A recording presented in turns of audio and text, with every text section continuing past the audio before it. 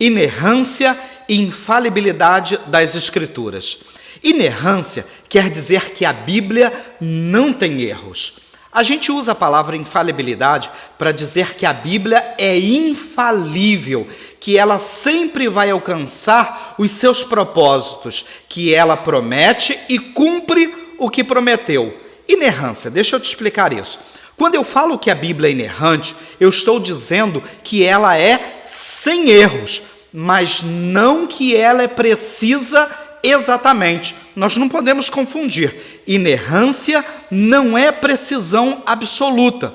Por exemplo, se eu te perguntar quantos anos você tem, você vai me falar 30, 40, mas você não vai me falar 30 anos, 10 meses e 5 dias.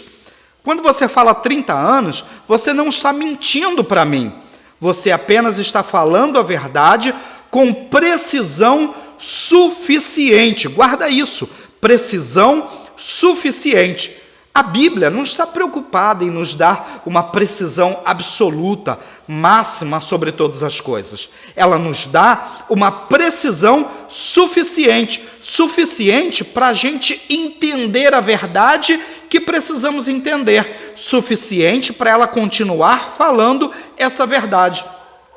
Quando eu digo que a Bíblia não tem erros e que ela só fala a verdade, eu estou dizendo que ela me dá fatores suficientes para eu chegar na verdade que preciso chegar. Por exemplo, quando eu estou lendo o Gênesis, eu preciso saber que eu vou ter precisão suficiente em gênero gramatical, literário, mas não precisão absoluta, porque eu vou encontrar muitas hipérboles. O inerrantismo não significa que a Bíblia tem uma precisão absoluta em termos gramaticais, em termos literários, em termos de evento.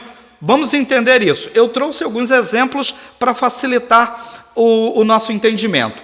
Em Gênesis, capítulo 15, no versículo 13, o próprio Deus disse a Abraão que a sua descendência ficaria 400 anos no Egito. Mas anos depois desse evento, quando Moisés estava registrando, Deus diz para Moisés que o povo havia ficado 430 anos no exílio egípcio. Espera aí, Deus se equivocou no cálculo dele quando falou para Abraão? Não, Deus estava apenas dando precisão suficiente para Abraão entender o ponto principal, que era o exílio em terra alheia.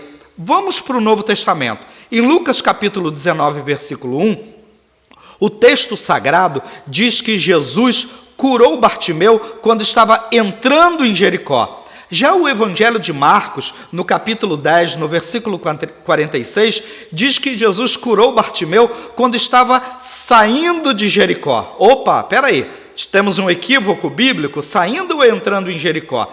Essa não é a máxima do Evangelho. A precisão suficiente ali não está na geografia, mas está no milagre operado na vida de Bartimeu. Vamos mais adiante?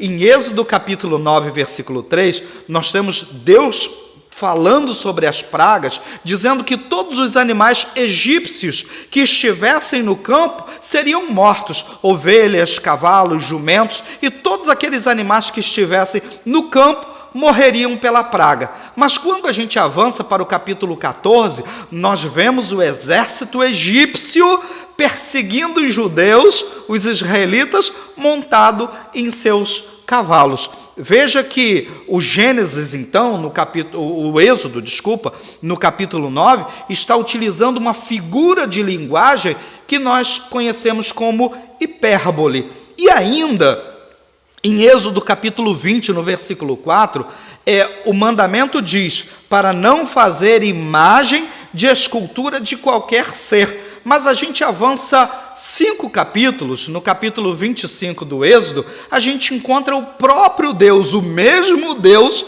determinando que se fizessem 2 esculturas, 2 imagens de querubins para que fossem colocadas sobre o propiciatório. De todas as formas, de todos os ângulos que se olha, a Bíblia ela é inerrante e ela é infalível, e ela nos dá precisão suficiente, não precisão absoluta, precisão máxima sobre os eventos.